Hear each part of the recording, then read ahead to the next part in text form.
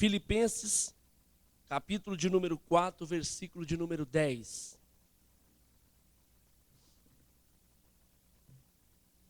Filipenses, capítulo de número 4, versículo de número 10 até o versículo de número 13.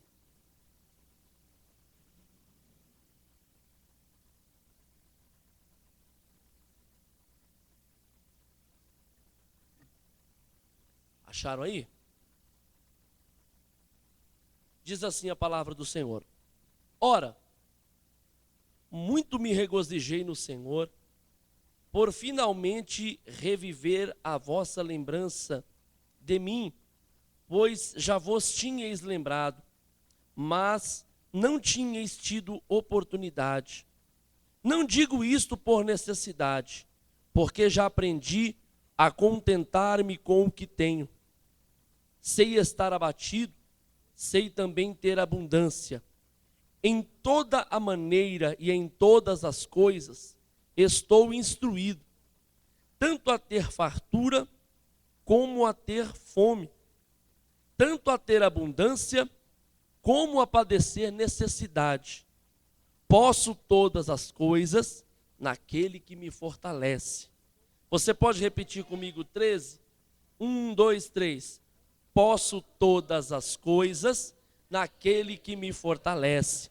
Amém. Senhor, obrigado por esta palavra, Senhor. Nosso coração nesta noite está aberto para te ouvir. Estamos sedentos, ó Pai, para ouvir a tua palavra, ouvir a tua voz. Fala conosco, Espírito Santo. Fique à vontade para agir no nosso meio. Fique à vontade mesmo para operar, para curar, para trabalhar em nossos corações conforme a tua vontade. Graças te dou por esta palavra, Senhor. Amém. Queridos, eu quero falar com vocês hoje sobre um tema bastante necessário para os nossos dias atuais. O tema é aprendendo a viver em Deus. Repete comigo, aprendendo a viver em Deus. Quando Paulo escreve a carta para os filipenses, Paulo estava preso. Quando Paulo escreve toda esta carta, inclusive este versículo 13, da qual nós dizemos, posso todas as coisas naquele que me fortalece, Paulo estava preso. Nós então já começamos a entender um pouquinho do momento que Paulo estava vivendo. Sim ou não? Você já começa a imaginar como que é o psicológico, como que é a mente de alguém que está preso por pregar o evangelho. Vamos tentar entender aqui em poucos minutos como que é o psicológico de uma pessoa dessa? Ué, Paulo era um perseguidor dos cristãos. Ele encontra-se com Jesus, então ele passa para o outro lado, ele passa a ser um cristão. De perseguidor ele passa a ser perseguido. Né? Ele mesmo se intitula um dos menores dos apóstolos. Ele diz que nem merecia ser considerado apóstolo pela obra má que ele tinha feito de perseguir os cristãos. Agora ele estava pregando o evangelho, né? Paulo até dizia que não gostava nem de ter salário, de ser abençoado com oferta da igreja, para não ser pesado a ninguém. Então ele fazia tendas e ele saía vendendo as tendas dele pelas cidades que ele ia, para ele conseguir custear as suas próprias viagens, para não ser pesado a ninguém, para não hospedar na casa de ninguém, ninguém precisar ficar falando que Paulo estava gastando, dando despesa. Então o cara está pregando a palavra de Deus, Deus está abençoando, muita gente está se arrependendo, ele está escrevendo cartas e mais cartas, fazendo cada vez mais discípulos. Os discípulos que ele está fazendo está se tornando quase que apóstolo também, porque o discípulo do Paulo, como Timóteo, também escreveu cartas e também pastoreou e também fez a obra de Deus acontecer. E agora ele está preso. Como que fica então a mente de uma pessoa dessa? Logo, eu entendo que muitas pessoas, vivendo o que Paulo estava vivendo aqui, a primeira coisa que ela diria é o seguinte: pô, eu fiz um monte de coisa para Deus e Deus me abandonou. Ué, eu abri mão de tanta coisa para fazer a obra de Deus e Deus deixou com que eu fosse preso. Então Deus não está gostando do que eu estou fazendo. O primeiro caminho que as pessoas tomariam aqui era o caminho da murmuração. E o segundo caminho seria o caminho de desertar. Abrir mão. Se Deus quisesse que eu pregasse, Deus não tinha deixado eu ser preso. Se Deus quisesse que eu pregasse, Deus não tinha deixado eu ser perseguido. Uma das grandes filosofias da igreja atual é que as pessoas não podem passar por problemas. Que a pessoa não pode ter necessidade, que a pessoa não pode chorar, que a pessoa não pode... Não, hoje em dia, a pregação que se prega por aí é que quando você largar o mundo e você vier para Cristo, você já está no céu. Você não tem problema mais.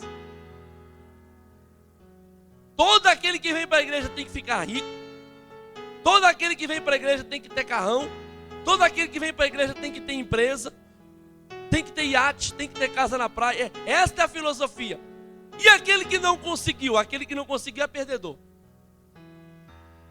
Aquele que não conseguiu ter empresa, ter carrão, ter mansão, é porque ele não se entregou de verdade, é porque não. Esta teologia que pregam teria que rasgar pelo menos um terço da Bíblia. Porque senão, eu vou dizer então que o apóstolo Paulo não foi vencedor. Então o apóstolo Paulo então não era homem de Deus. Porque o apóstolo Paulo está dizendo aqui neste pedacinho, desse textinho que nós lemos, que ele aprendeu a passar necessidade. Ele aprendeu a ter em abundância e aprendeu a ter pouco. Então o apóstolo Paulo então não é vencedor. Pedro, Paulo, João, Jesus, vivendo nessas igrejas de hoje em dia, diriam que ele não é convertido, diria que ele não é vencedor. Porque o próprio Jesus também não se apegou. Uma vez chegaram para ele e disseram assim: Jesus, alguns discípulos chegaram para ele, quando ele estava convidando os discípulos, 2 deles chegaram para ele, que a Bíblia não menciona qual deles foram, e disseram que iriam segui-lo para qualquer lugar. Nós vamos te seguir para onde o senhor for. Ele olhou para eles e falou assim: cuidado, porque o Filho do Homem não tem onde reclinar a cabeça. As aves do céu têm ninho, a raposa tem o covil, mas o Filho do Homem não tem onde reclinar a cabeça. Jesus estava dizendo para ele assim: eu não tenho nem aonde morar.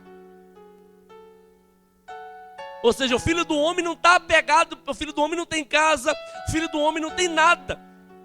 Ou seja, o Filho do Homem, ele está tão desapegado que ele tem na mente uma passagem. Vou pregar o evangelho durante toda a minha passagem e vou subir. Eu não vou me apegar a nada terreno porque eu estou aqui de passagem. Então Jesus seria o perdedor nessas igrejas de hoje em dia. Não dá para dizer que Jesus foi um vencedor então. Isto é um problema e eu vejo essa preocupação. E você que está me assistindo pelo YouTube, você que vai assistir essa mensagem tempos depois, há uma importância muito grande, uma preocupação da minha parte e da parte de Deus muito grande que você ouça o que eu estou pregando. Porque as pessoas andam perdendo a fé por coisas que, se ela entendesse um pouquinho mais a palavra de Deus, ela viria que não é para perder a fé por causa daquilo. São mal ensinadas, são pessoas que são mal ensinadas, fizeram promessas para ela que nem Deus prometeu aquilo. Então ela se desilude com as falsas promessas de um falso evangelho e abandona o evangelho verdadeiro por causa do falso que foi prometido para elas. Como assim, pastor Cláudio? Olha que Paulo estava preso, Paulo estava com uma sentença de morte, estava passando fome, ele diz que ele estava passando necessidade, e ainda assim ele declara assim, ó: eu estou contente. Comece a entender comigo a importância, como que Paulo consegue dizer: eu estou contente. Qual é o segredo de um homem que está preso, que está passando fome, que está com a data e a hora marcada de morrer e diz: estou contente? Vamos entender ele diz assim: aprendi. Você vai ver aí no versículo, se eu não me engano, no 11. Isso, no 11 ele diz: não digo isso por necessidade, porque já aprendi. Pausa. O que Paulo começa nos ensinando aqui é que estar contente, olha que importante, estar contente em meio às dificuldades da vida é algo que precisa ser aprendido. Nós aprendemos o que é mal, então também temos que aprender o que é bom. Aquela pessoa que murmura, porque acha que porque veio para a igreja, ela não vai ter mais nenhum probleminha na vida, que Deus é obrigado a resolver todos os probleminhas dela. Ela aprendeu, não aprendeu? Mas aprendeu errado. Agora, Paulo está dizendo assim: aprendi, só que ele está dizendo que aprendeu certo. Significa que nós precisamos aprender a tirar lições. Nós precisamos aprender. Aprendizado, querido, significa algo que você doma, significa algo que você coloca ali sob o seu controle. Por exemplo, a pessoa diz assim: olha, eu fico 15 segundos debaixo d'água e eu já começo a ficar sem fôlego. Aí ele vai fazer uma aula de natação ou de mergulho, e aí alguém vai ensinar para ele, e ele vai ter que aprender a controlar o fôlego, administrar o oxigênio. E um profissional consegue ficar até um minuto e meio debaixo da água sem voltar para respirar. Mas ele fica um minuto lá embaixo porque ele já nasceu com esse dom? Não. Ele aprendeu a controlar o oxigênio para não sentir necessidade com poucos segundos. Ele sabe: eu vou ficar um minuto aqui embaixo, então eu tenho que administrar bem o oxigênio. Certo? E não só aprender a administrar bem o oxigênio, como o próprio pulmão, o próprio diafragma dele, conforme ele vai exercitando, isso vai alargando, isso vai ficando mais largo, mais forte, e consegue armazenar uma quantidade maior de ar que ele não conseguia antes, com exercícios de respiração, sim ou não? Isto é o que? Aprendizado. Então o que Paulo está dizendo aqui é o seguinte: eu aprendi as situações difíceis da vida, elas não me tornaram mais fracas, elas não me tornaram o bibelô de Deus, assim, de ficar fazendo charminho para Deus, porque Deus não deu o que eu queria, não. Elas me ensinaram a estar contente, mesmo não estando do jeito que eu queria. Enquanto a maioria das pessoas aprende a se tornarem fechadas, desconfiadas, entristecidas, amargas com as experiências da vida, o apóstolo Paulo está dizendo: eu aprendi com a dificuldade da vida a viver contente, a ter então essa capacidade de estar bem quando tudo à minha volta está mal. Porque para Paulo dizer que estava contente estando preso, de cara a gente já mata que a circunstância que fazia ele ficar contente não eram as externas, eram as internas. Porque externamente não tinha nada para fazer Paulo ficar feliz. O que tem dentro da cadeia? O cara preso ali, só olha a parede, uma caminha mais ou menos, uma grade. O que ele tem de gostoso para olhar e falar assim: cara, que feliz que eu estou hoje, cara. Eu estou olhando para essa parede aqui, que linda. Não tem um motivo externo. Você fala assim: ele está contente porque ele vai sair. Não, ele vai morrer, tem uma sentença de morte. Não tem um motivo externo. Por que ele está feliz?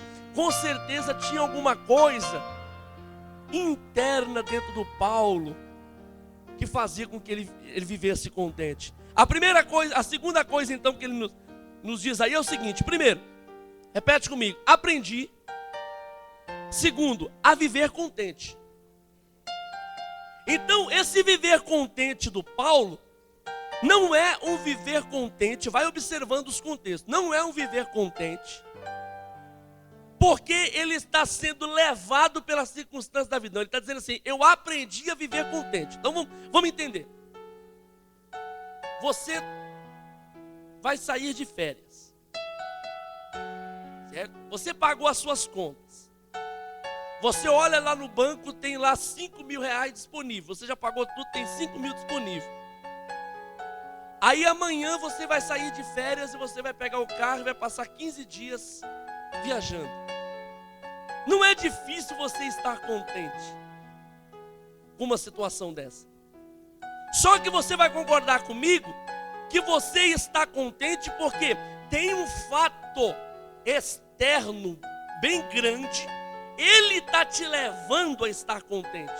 Só que se você está contente porque o fato está te levando a ficar contente, da mesma forma, se acontecer um problema, o seu dinheiro for sugado da conta, se o carro quebrar, se o hotel ligar e falar que a sua reserva foi tirada, se alguém adoecer e você não puder ir mais, o seu pico de alegria vai fazer assim. Por quê? Porque a sua alegria está baseada em algo que está acontecendo. Então você não aprendeu a estar contente, você está contente porque alguma coisa está te tornando contente. O que o Paulo está dizendo aqui é assim, ó, eu aprendi a viver contente. Ele está dizendo assim, eu aprendi a controlar o meu estado de alegria. Então quem determina se eu estou contente ou não sou eu e não a situação. Pegou? Ele tá dizendo o seguinte, eu aprendi a estar contente, eu controlo. Se as coisas estão mal, eu consigo estar contente mesmo elas estando mal, porque eu estou no controle do meu contentamento. O que está no controle do meu contentamento não é as coisas externas, sou eu. A palavra grega que Paulo usou aqui foi autocrata, autocrates. No português, nós chamamos de autocracia, ou seja, é um governo autônomo. Alguém que é autocrata é alguém que é autônomo. Ele é o famoso dono do próprio nariz. Ele é autônomo. O que Paulo está nos ensinando aqui é o seguinte: seja autônomo do teu contentamento. Seja autônomo, seja o dono do teu sentimento. Ou seja, não permita que as coisas externas seja independente, seja soberano, seja absoluto no teu sentimento.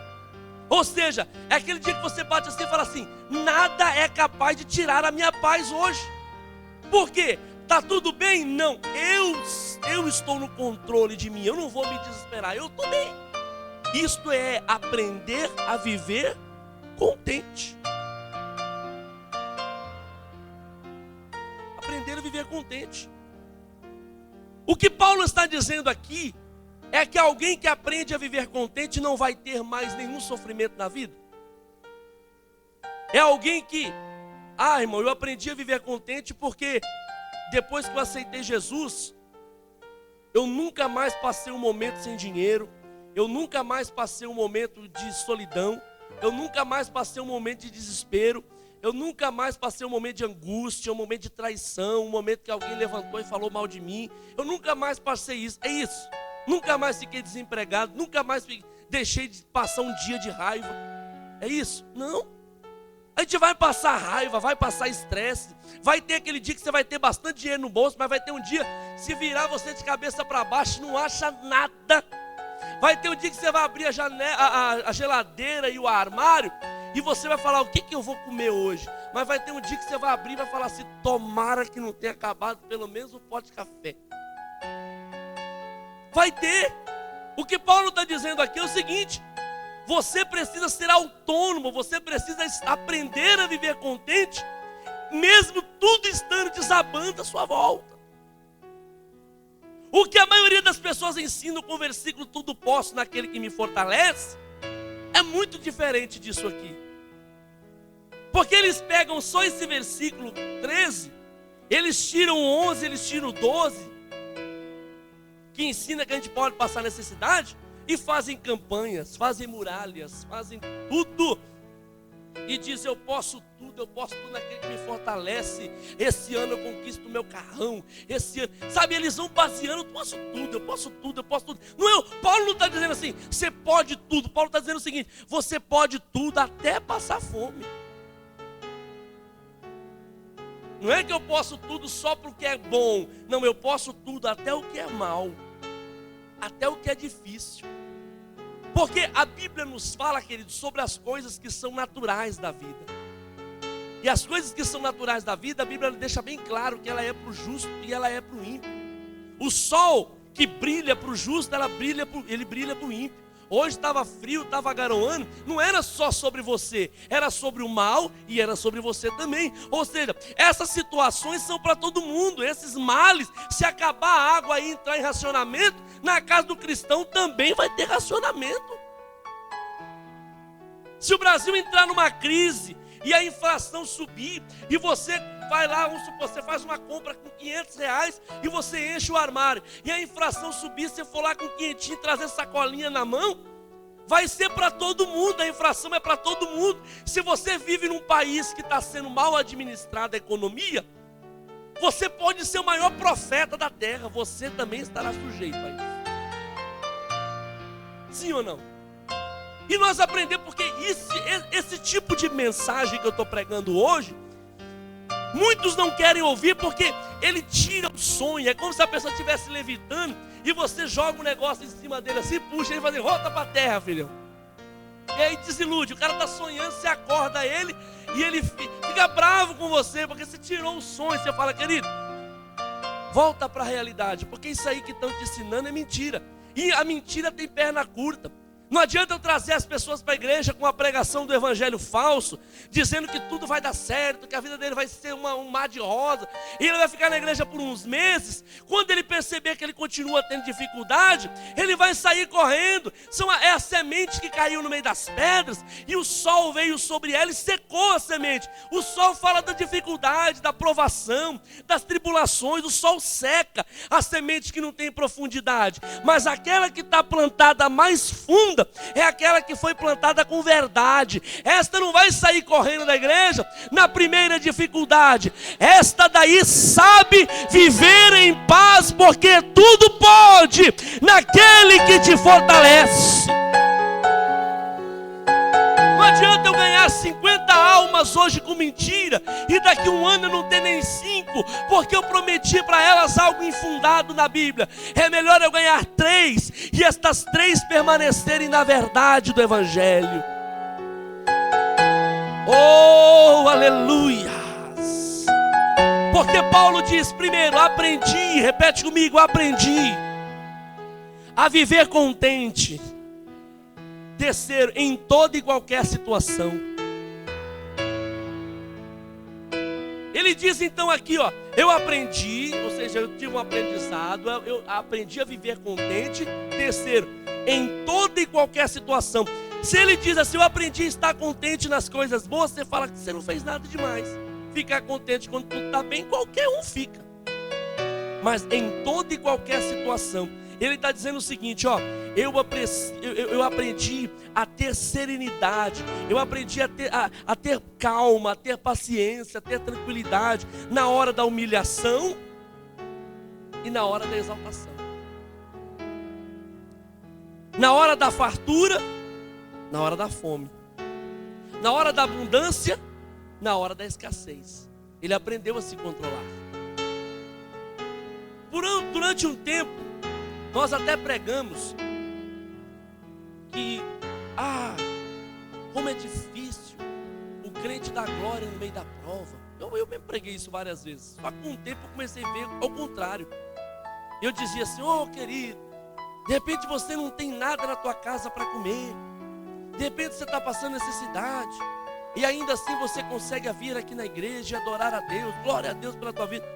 Depois eu comecei a ver ao contrário.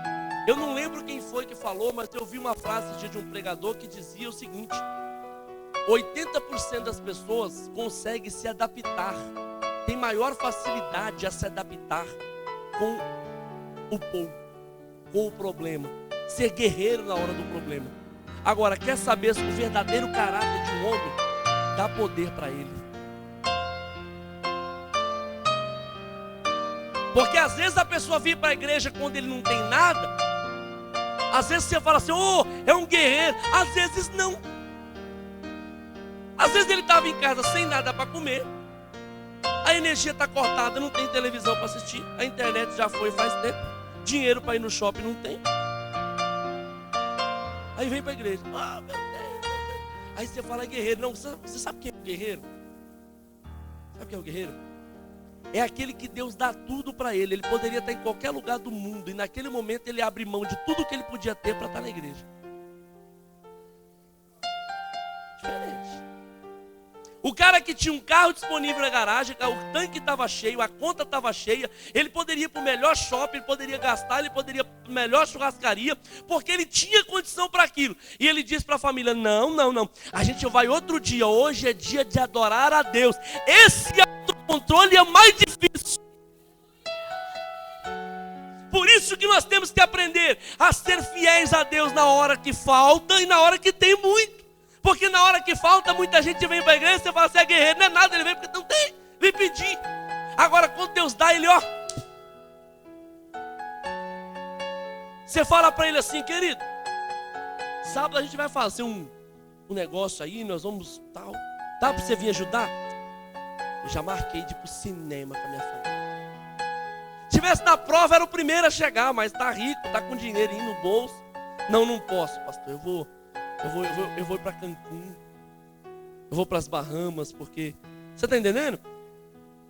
Deus abriu a porta para ele, e aí você começa a ver que aquela fidelidade que ele tinha, não era uma fidelidade assim, ele só estava ali porque ele estava precisando. Por isso que esse autocontrole não é só na hora da pobreza, é muito maior na hora da riqueza. Porque o próprio Jesus falou assim, é muito mais fácil passar um camelo pelo fundo de uma agulha, do que entrar um rico no reino dos céus. Por quê? Os discípulos falam, o rico não pode ser salvo? Ele diz, não, para Deus tudo é possível. O problema é que o rico, para ele abrir mão da glória terrena dele, para reconhecer que Deus é soberano, é muito difícil. Como que ele vai dizer, tudo posso naquele que me fortalece? Ele vai dizer, tudo posso com o meu cartão sem limite. Tudo posso com a minha conta Premier. Com o meu cartão Premium. Né? Com o meu cartão Premium. Você está entendendo? Por quê? Porque ele não aprendeu a estar dependente de Deus mesmo na hora que ele tem bastante.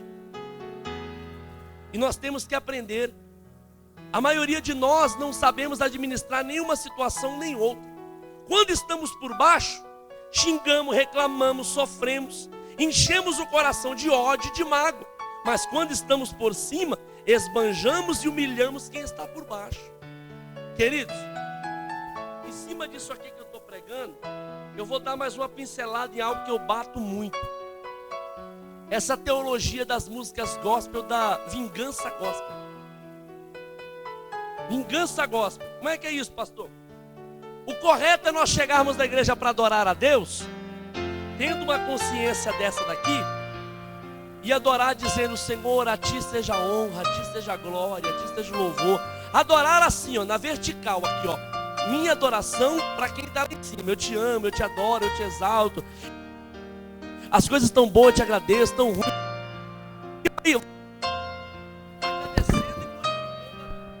Vai agradecendo e vai glorificando dali. Mas aí, quando as pessoas perdem esse sentimento, aí vira assim, ó. Quem está me olhando hoje, está me humilhando, vai ver o que Deus vai fazer. Quando eu estiver por cima, você vai estar por baixo e aí você vai ver.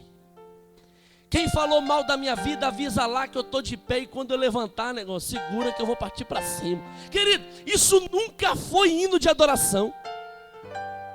Você quer saber? Nem hino cristão isso não é hino cristão. Isso daí é uma corrente que está seguindo que não é nem do mundo nem de Deus. É uma corrente que eu não sei do que é. E deveria ser proibido em cima dos nossos altares. Porque não foi isso que Cristo ensinou. Porque no momento em que Jesus estava na cruz do Calvário, em vez dele olhar lá para cima e para baixo e dizer assim, vocês estão me crucificando hoje, quando eu descer montado num cavalo branco com a minha glória, eu vou passar com o meu cavalo em cima do seu pé. É isso que Jesus falou? Não, ele diz, Pai, perdoa eles porque eles não sabem o que estão fazendo. Não é isto que ele nos ensinou.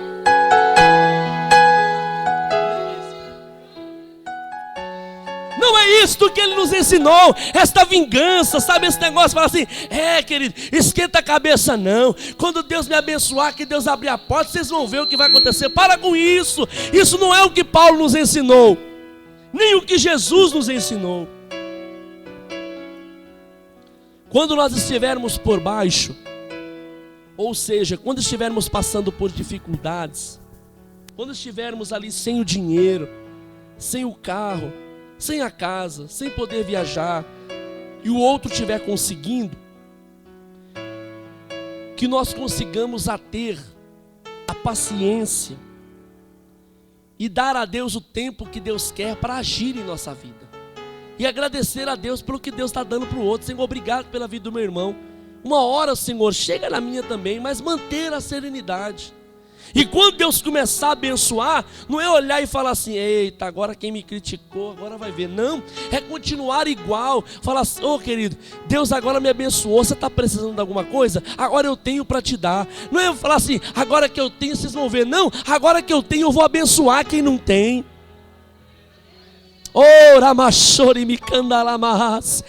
Este é o evangelho que o Senhor Jesus Cristo nos deixou, e Ele mandou que nós reproduzíssemos isso até o dia da sua vinda. Muitos têm prostituído esse evangelho, mas eu creio que enquanto o Espírito Santo estiver na terra, Ele manterá a mensagem do evangelho pura, um pouco aqui, um pouco ali. Ela não se perderá no meio de uma igreja que vem se perdendo no meio dos anos.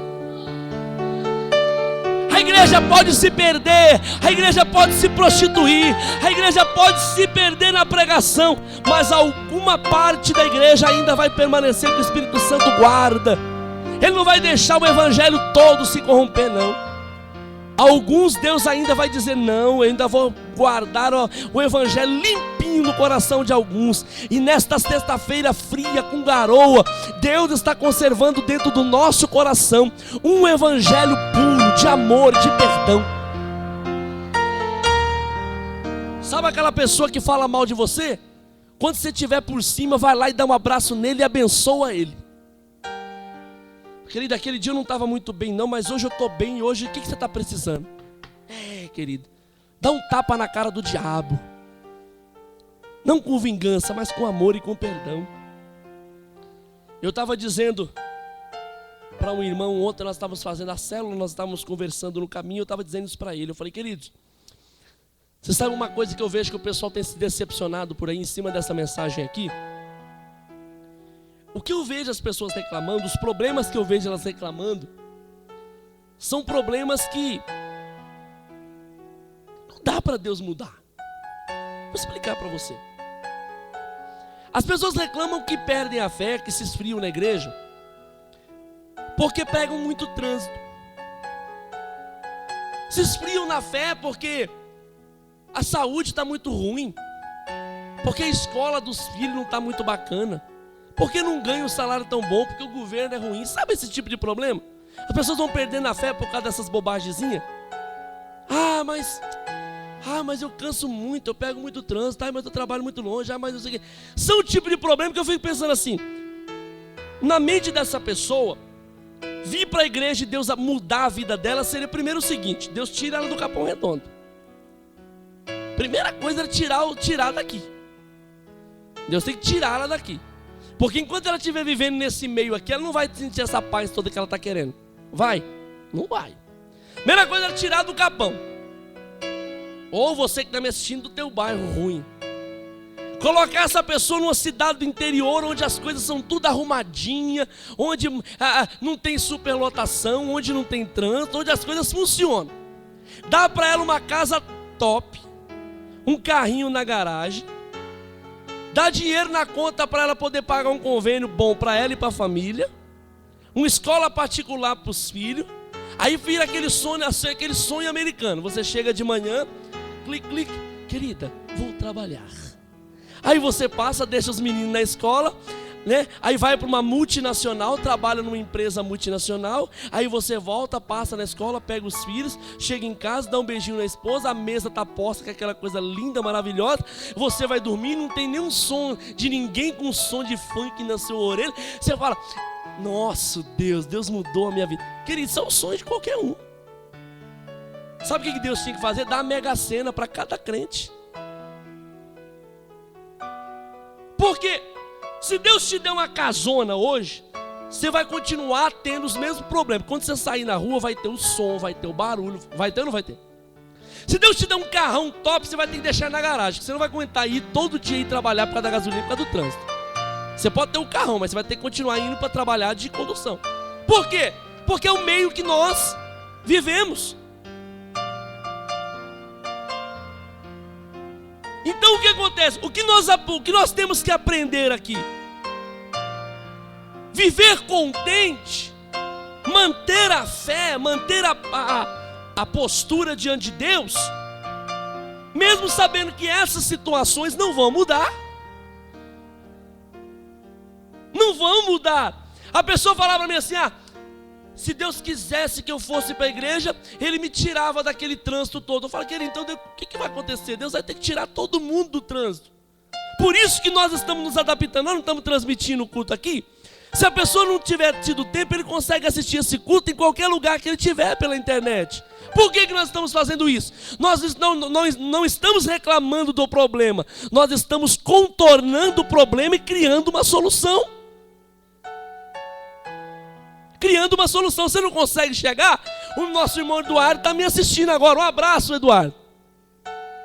Ele está no trabalho dele tem computador, então toda noite ele nos assiste, glorifica a Deus, ora, chora, lê a Bíblia lá dentro do trabalho dele pelo computador. Nós estamos aprendendo a viver contente em meio a situações. A gente vai lá no hospital, o hospital está lotado, a gente não tem condições de pagar um plano de saúde, mas a gente sabe, eu aprendi a viver contente, glória a Deus, me dá paz aqui, meu Pai. A escola dos meninos não está bacana, você fala: ô Jesus, guarda os meus filhos lá, estão no meio de um monte de má companhia, mas o Senhor vai fazer a proteção em volta deles, que eles não vão se corromper, e assim você vai aprendendo a viver em paz. Aquele pouco de salário que você tem, Deus multiplica, e você vai aprendendo a viver em paz. Se nós tivéssemos uma igreja no meio de uma cidade dessa que eu falei, com tudo bonitinho, a cadeira com ar-condicionado, o templo com ar-condicionado, a cadeira com aquecimento e massageador, né? Aquela coisa bonita onde você chega na igreja assim, alguém passa com aquele copinho e fala assim: o senhor está servindo uma água mineral? Você fala: gente, eu vou para essa igreja até se eu não for crente. Ar-condicionado, a cadeira com almofada, né? Aquecimento, tá frio, a cadeira fica quente, tá quente, a cadeira fica geladinha, né? E alguém fica ali me pondo na boca a palavra de Deus: ai que gostoso. Não, aí qualquer um faz. Dizer que tudo posso naquele que me fortalece é chegar na casa de Deus só o pó, quebrado, esmiuçado, cheio de problema, e dizer como Paulo disse: Senhor, eu aprendi a estar contente, eu aprendi porque tudo posso naquele que me fortalece. O meu estado de alegria não depende de nada externo, eu aprendi a viver em Deus. O que é, para fechar essa mensagem, pastor Cláudio, o que é aprender a viver em Deus? O teu estado de alegria não tem que estar baseado nas coisas externas. O teu estado de alegria tem que estar baseado em Deus. Quando o nosso estado de alegria está baseado em Deus, a gente consegue ficar feliz, mesmo quando as coisas não estão bem em volta. E aí mata o incrédulo do coração. Quando ele olha para você, o diabo então nem se fala. Quando o diabo olha para você, ele vê que a situação em volta não está muito boa, e ele fica querendo te pôr pilha, dizendo assim: para de adorar a Deus, sai da igreja, não adiantou nada você vir para a igreja, olha o que Deus está fazendo com você. Aí você consegue sentir paz, adorar a Deus.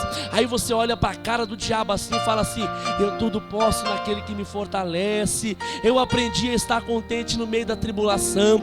Aí o diabo fala assim: mas por que você está adorando a Deus se as coisas não estão tão boas assim? Você fala: eu aprendi a estar contente em Deus, eu não vou murmurar, eu não vou abrir a minha boca. O diabo fica louco com você, e Deus se levanta do trono para ver a adoração que você vai prestar a Ele.